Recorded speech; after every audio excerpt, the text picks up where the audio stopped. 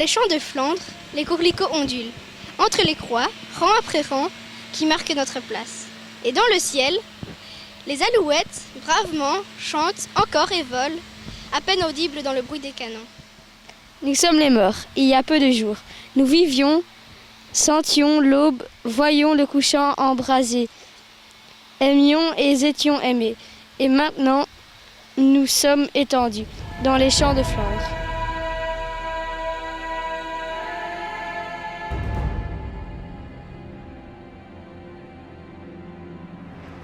Take up the quarrel with the foe.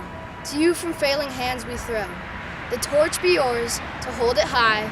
If ye break faith with us who die, we shall not sleep, though poppies grow in Flanders fields.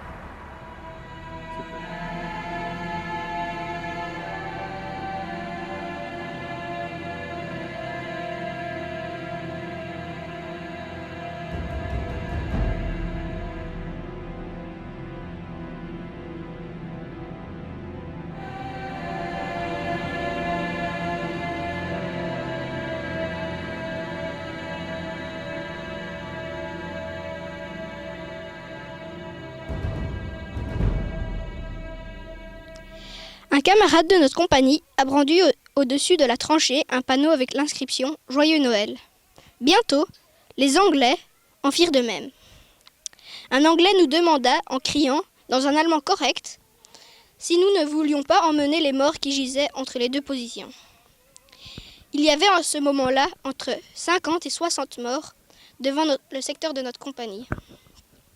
Après un bref moment de réflexion, nous avons été d'accord et quelques camarades sont sortis des tranchées, en même temps que les Anglais. Plus tard, les Anglais nous ont encore demandé de chanter les cantiques de Noël.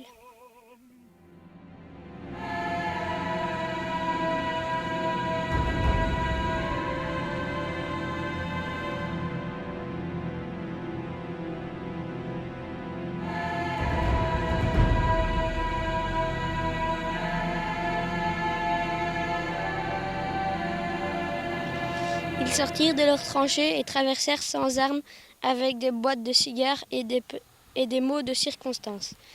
Que devaient faire nos hommes? Tirer? On ne pouvait pas tirer sur les hommes non armés.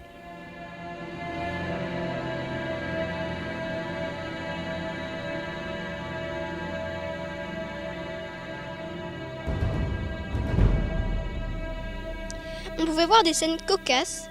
Les lièvres dans la plaine avaient bien sûr perdu la tête. Tout à coup, leur Eldorado se retrouvait peuplé d'êtres humains. Le Tommy et le Fritz faisaient la chasse de concert. Puis un Écossais ramena un ballon de football. Cela donna lieu à un véritable match avec les casquettes comme piquet de but. Il fallait voir ça sur le champ gelé. Le match se termina par un score de 3-2 pour les Fritz. À l'occasion de ce match, nos lanciers ne tardèrent pas à s'apercevoir que les Écossais ne portaient pas de caleçon sur leur clit.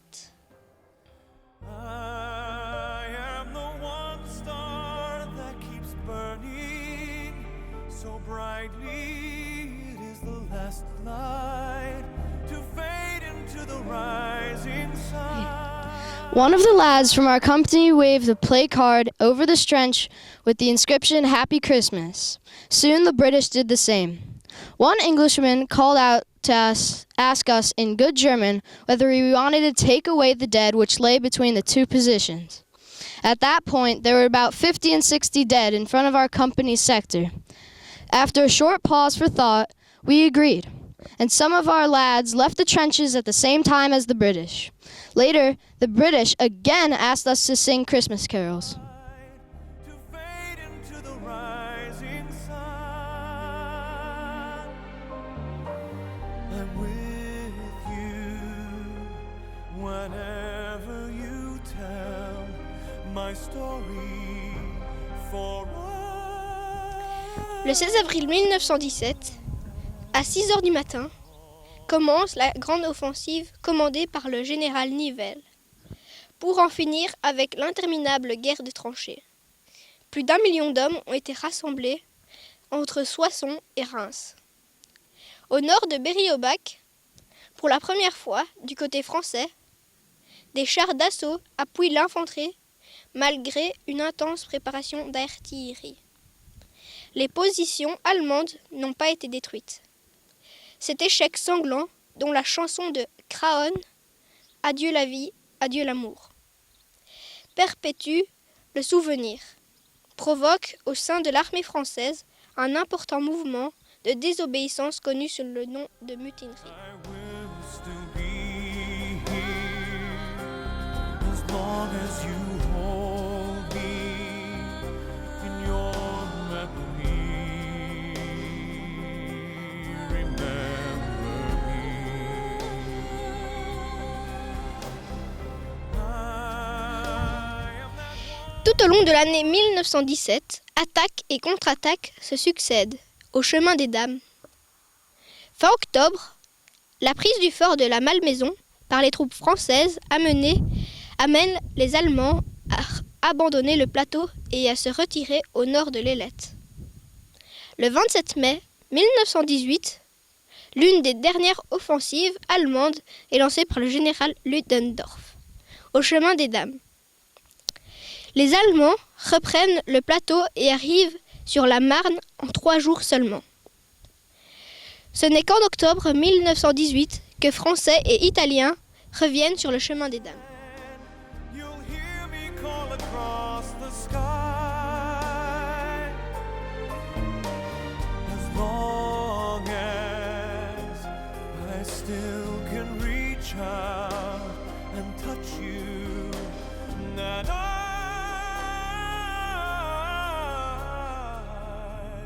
will never die.